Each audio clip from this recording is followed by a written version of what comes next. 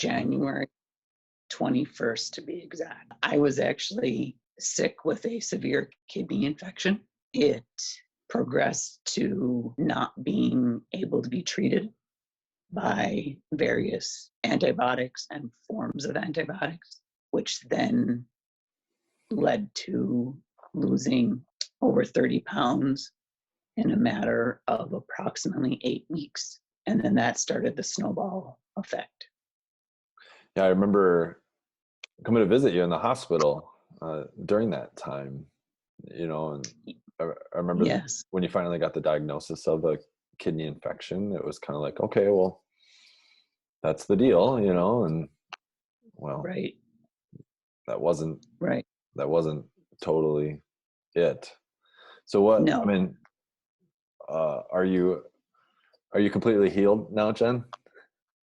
No, not even close. No. Not even. No. Can you kind of give us a little picture of what those 2 years have looked like and where you're at today?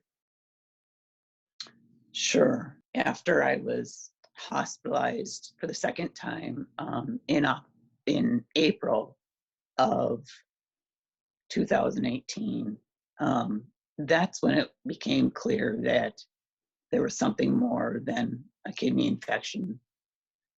And I was severely malnourished and ended up starting on what's called TPN, total parenteral nutrition. And it is nutrition that is fed through a central line through my chest straight to my heart. So that is how I get all of my nutrition. And from there, it was going to specialist after specialist, hospital system after hospital system. My adrenal glands decided to not work correctly. My thyroid also was not working correctly. My stomach and intestines were not working correctly, but nobody knew why. So I have gone through now 6 hospital systems, and working on a 7th, to try and find out what exactly is going on. And so now we are still looking for answers, as we do have some diagnoses, but I'm told that I'm very complicated and complex, and there is some kind of neurological component to it. And also my voice. I lost this 2 years ago, and it has never come back, and they don't know why either. And during these 2 years, I have been homebound and recliner bound for approximately 90% of my days. Thank you for sharing that. I mean, when I hear you speak, I mean, I try to think about how to describe the situations that you've been through. And I mean, I don't know if you like this word, but the word I think about is just the word suffering. I mean, to you, does it feel like you've been in a time of suffering? Does it feel like that? Absolutely. Absolutely, it has. What has going through this time taught you about yourself? It's definitely taught me, first and foremost, that I did not realize that I was not grateful for everything that I had in my life.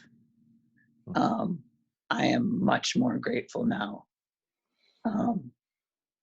that I took a whole lot for granted.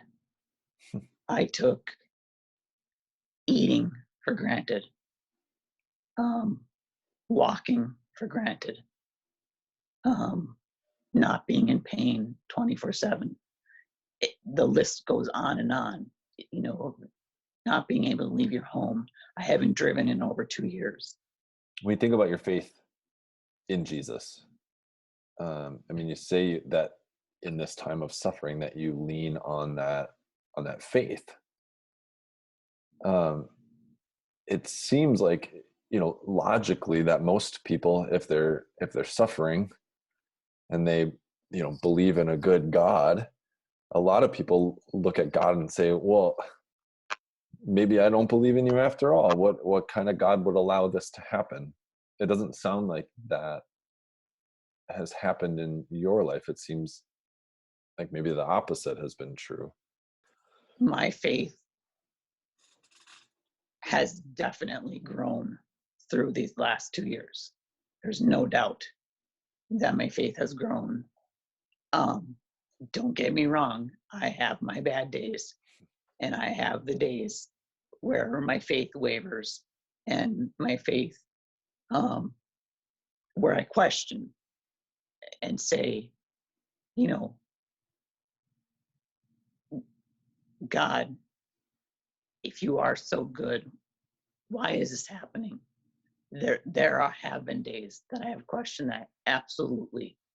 Um, but I also know that I really had to intentionally read the word more, study the word more, um, listen to more Christian music, a variety of things I needed to do in order to to build my faith. The biggest thing I have to remember is that regardless whether it's on physically on this earth or not, if it's in eternal life, I do have that hope. I do have that hope.